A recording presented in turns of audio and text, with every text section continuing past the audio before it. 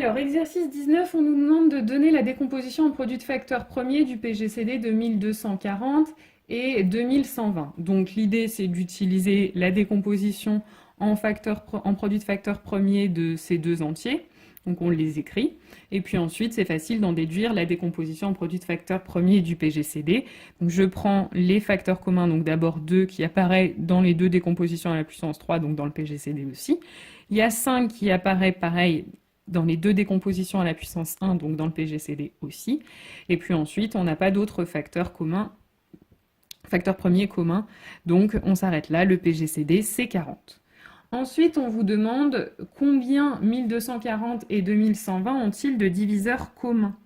On a vu qu'une fois qu'on a trouvé le PGCD, les facteurs communs, on les obtient en prenant les puissances qui apparaissent dans la décomposition en produit de facteurs premiers du PGCD et en leur ajoutant à chaque fois 1. Donc par exemple, là, la première puissance qui apparaît, c'est 3, à laquelle j'ajoute 1, et je multiplie par la deuxième puissance qui est 1, à laquelle on ajoute 1.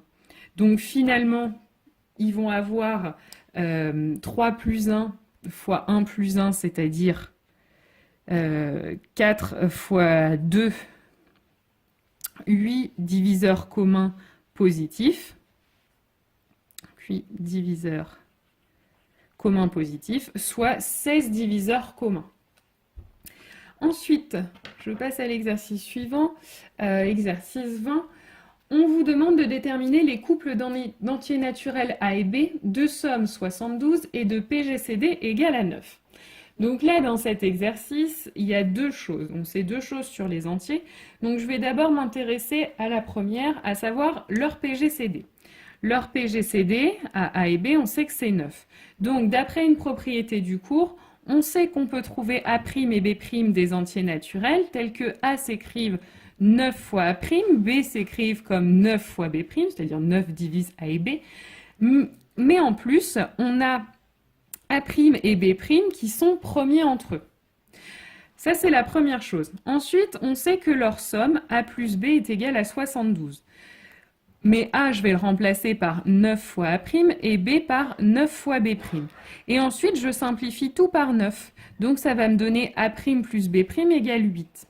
Alors, l'intérêt d'avoir fait ça, c'est que maintenant, on va chercher des entiers naturels A' et B' dont la somme est égale à 8. Ça fait beaucoup moins de combinaisons possibles que si on était resté à A plus B égale 72. Donc là, je vais chercher les entiers A' et B' tels que la somme est égale à 8, donc les combinaisons possibles, les façons d'écrire 8 comme somme de deux entiers naturels, c'est 0 plus 8, 1 plus 7, 2 plus 6, 3 plus 5, 4 plus 4. Mais il faut se rappeler aussi que A' et B' sont premiers entre eux.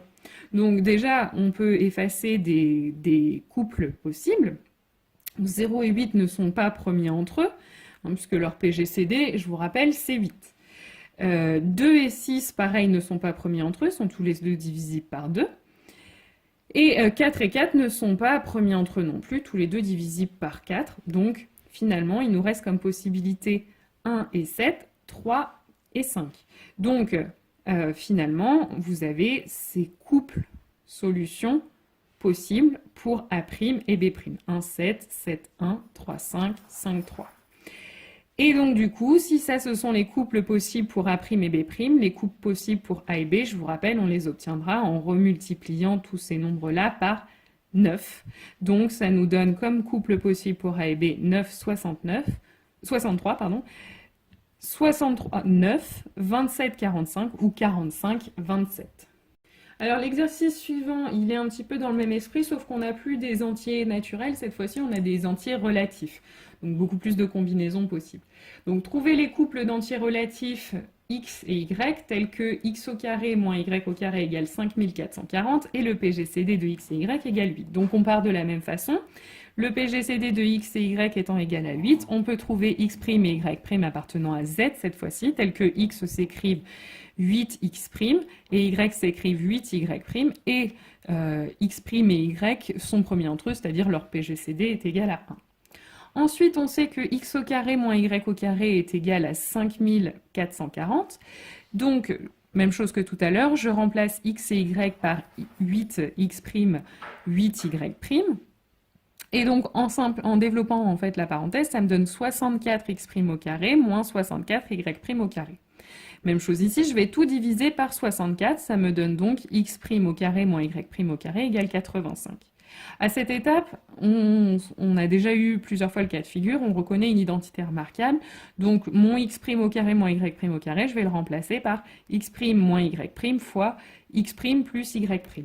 Et donc avec cette ligne-là, on s'aperçoit que x' moins y' et x' plus y' doivent être des diviseurs de 85. Donc ça veut dire qu'on va avoir comme possibilité, donc pour la première parenthèse 1 et l'autre 85, ou alors leurs opposés, moins 1, moins 85, ou alors on échange 85 et 1, moins 85 et 1. Et puis l'autre paire de diviseurs, c'est 5 et 17, donc on peut aussi avoir moins 5, moins 17, ou 17 et 5, ou moins 17 et moins 5. Donc ça nous fait 8 systèmes à résoudre. Alors ce qu'on trouve c'est comme couple, c'est 43, 42, ou moins 43, moins 42. Ça c'est pour les deux premiers systèmes. Pour les deux suivants, on trouve 43 et moins 42, ou alors moins 43 et 42. Ça, c'est pour les deux suivants. Ou alors, on peut trouver 11 et 6, ou moins 11 et moins 6. Ça, encore une fois, c'est pour les deux suivants. Et enfin, on peut trouver 11 et moins 6, ou moins 11 et 6. C'est pour les deux derniers. Donc finalement, si on récapitule, ça, c'est les solutions possibles pour x' et y. Donc, pour trouver les couples x, y possibles, il suffit de remultiplier par 8. Donc, finalement, les couples solutions, c'est 48, 88, moins 48, moins 88, 88, moins 48, moins 88, 48, 344, 336, moins 344, moins 336, 344, moins 336, moins 344, 336. Dans l'exercice 24, on vous donne A et B deux entiers naturels non nuls et on vous demande de démontrer que si 3A plus 4B est sur 5A plus 7B est irréductible, il en est de même de la fraction A sur B. Donc déjà, on va se rappeler à quelles conditions une fraction est irréductible. C'est à condition que je ne puisse pas trouver de diviseur commun autre que 1 à mon numérateur et à mon dénominateur. Autrement dit, ça revient à dire que le PGCD de 3A plus 4B et 5A plus 7B est égal à 1. Donc ce qu'on va faire, c'est qu'on va essayer de réduire ce PGCD et de l'exprimer en fonction du PGCD de A et de B. Donc, je commence par soustraire 5A plus 7B moins 3A plus 4B. Je mets le résultat 2A plus 3B dans le second membre et je garde le premier.